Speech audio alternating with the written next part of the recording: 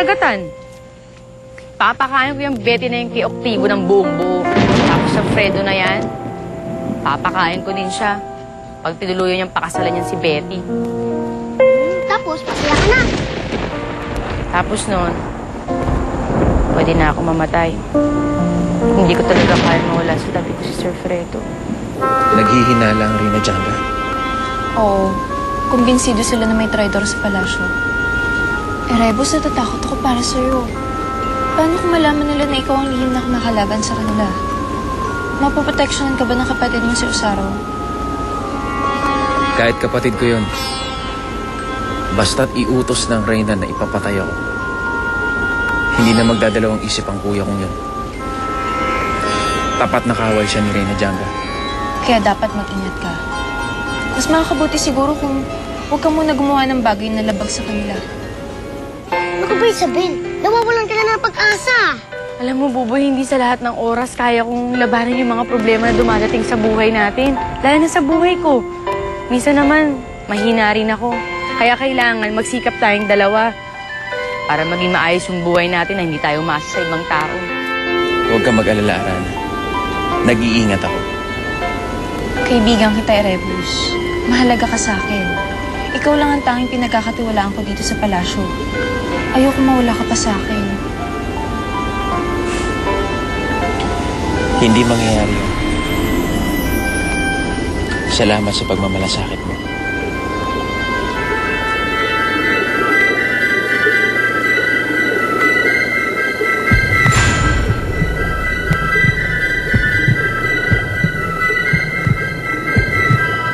Ang pintig ng puso ko. Anong ibig sabihin nito?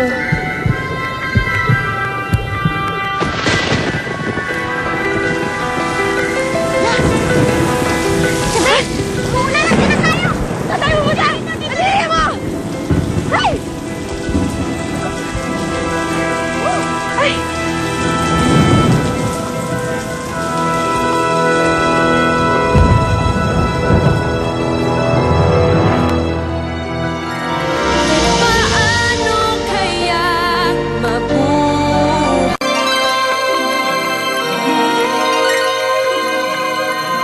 Kailangan natin mahanap si Lady Di kasi bibigyan ako ng trabaho noon.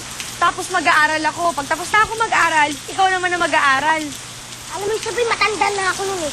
Tsaka pagod na rin ako maglakad. Magpahinga na rin tayo, tsaka ipahinga mo na rin ang bibig mo. Kung pwede lang. Naku, Buboy, hindi tayo pwede magpahinga. Kailangan umalis na tayo para maging maayos yung buhay natin. Ano? Eh, parang bagyo eh. Signal number 1. Kaya natin yan. Halika na. Ayoko nga Sige na. Hindi na muna kita mapupuntahan itong mga susunod na araw. May hinala na ang Reyna Janga na merong Tomb Raider sa kanya. At hindi ako magugulat kung isa ako sa mga naisip niya. Alam mo, hindi naman sa nag-a-attitude ako, okay? Kaya lang inip na ako dito sa kulungan na to. Mahirap yata mag-isa, ha? Wala na si Banak. At saka si Bukanding. Hindi ako sanay mapag-isa. So sad. Ang bigas ng ulo mo. Yung lamig eh. Hindi ka talaga naliligo, no? Halika na. Lamig eh. Ano malamig? Kaya natin yan. Eh, lakas mo lang ulan no. Pasilo mo na tayo. Kaya naman. Ayun, doon may daan yata. Doon halika na. Ay, naku, dito na tayo. Ay, umuulan rin dyan. Umuulan o. Ay, umuulan. Alam ko. Siyempre doon hanggang doon umuulan. Halika na. Naku, dito tayo. Oh, sige na. Sige na, bahala ka dyan. Na.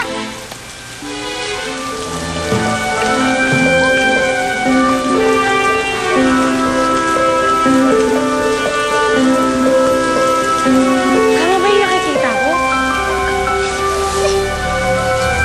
Fredo. Bakit? Sa kurun mo, mag-isa ka rin naman, ah. Ibang level doon. No comparison at all. At least doon, meron akong mga friends, barkada, mga alakdan at mga alupihang dagat. I miss it. Saya-saya. Saben! Sir Fredo, anong ginagawa mo dito? Hindi ba ba obvious? Siyempre, nandito ako para sunduin ka. Kaya mo. Sige. Maghahanap ako ng liblib na kuweba na pwede mong pagtaguan. Konting tiis na lang, Amafura. Erebus. Anong ginagawa mo dito sa kulungan? At bakit mo kinakausap ng bilanggong yan? Naku, mabuti na lang. Siyempre, di ba kita? Kung di na kayo nagsisita, akala ko may i-injan mo na kami. Siyempre, may usapan tayo, di ba? Maiwan ko kayo rito. Teka lang. May usapan kayong dalawa? Kahit na, nasaktan mo yung damdamin ko kanina. Baka nakakalimutan mo, pinalayas mo kami at kanina lang yon. Alam mo, Isabel, kunwari lang yun. Para matahimik yung Betty na yun. Nag-usap na kami ni Sir Fredo. Ha? Oo nga. Papuntayin tayo dito at maghintay. Eh hindi pa rin ako sasama sa inyo. Ikaw, kung gusto mo sumama sa kanya, sumama ka ako dito lang. Isabel, halika na. Ayoko! Malakas na ulan, halika na. Ayoko! Sino ba yung kausap mo na bilanggo? Isang sirenong hindi mo kilala. Nagpunta lang ako dito para tingnan kung magaling na siya sa kanyang sakit. Dahil meron siyang karamdamang nakakahawa. Pero kita mo naman, hindi pa siya magaling kaya't kailangan niya manatili dito. Di ba mapalayasin mo rin lang naman kami? Eh bakit pa patagalin mo pa? Isabel, please. Hindi! Mauna ka na nga sa kotse. Ha? Sige mo. Oh, dali mo na to. Ha? Paano kayo? Basta, dali mo na yan. Naku, mababasa. Sige na, dali mo na. Ako nang bahala dito. Sigurado Isabel, kayo, ha? Ah! Hindi ka na. Hindi ako sasama sa'yo. O sige. Saan ka pupunta? Sige nga. Kahit saan, basta malayo sa'yo. Malayo. O saan? Kaya mo? Kakayanin ko. Talaga? Kinakailangan, oo.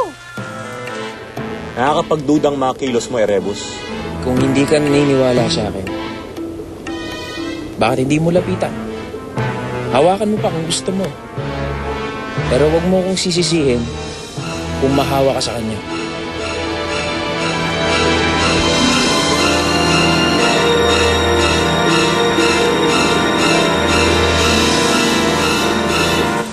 Bakit? Akala mo, maraming ibang tao dyan na mababait, na matutulungan kami, hindi lang ikaw. Sino? Si Lady D, tutulungan ako nun. Tsaka si Gildo, mas mabait yung kasa sa'yo. Sino sabi mo? Si Gildo, mas malambot ang puso nun, mas maganda ang kalooban. Huwag na huwag mong babanggitin yung pangalan kung gusto mong magkasundo pa tayo, ha? Ganon? Oo. Gildo! Kamay nga. Gildo! Ayoko marinig yung pangalan yan, ha? Gildo! Bahala ka dyan. Gildo! O sige na, huwag ka na magalit. Hindi ko na sasabihin yan. Huwag ka na rin magigildo-gildo dyan, ha?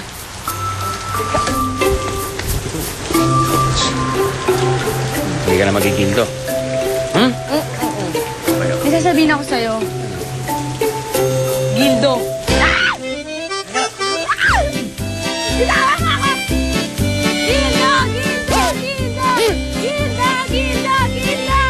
Enjoy Hunt's Pork and Beans.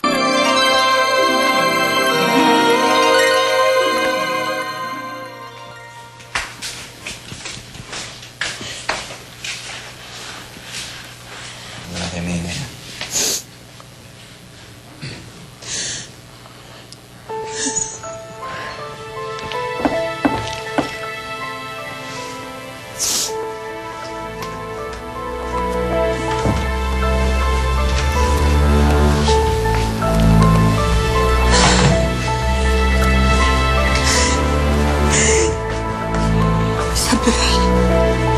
Nagbalik kayo. Sinundo po kami ni Sir Fredo. Sabi naman sa inyo hindi kami papabayaan. Felisa, pwede ko sana huwag na kami ingay. Hindi dapat makarating kay Daddy sa kay Tita Alva. Baka makarating pa kay Betty to eh. Paano yung ibang kasama namin? Baka magsumbong sila. Ako nang bahala dyan, kausapin ko bukas. Yung mga guard, nakausap ko na sila. Hindi naman nila ako siguro susuwayan eh. Ako makakalaban nila. Maraming salamat po. Sige. Napakabuti niyo.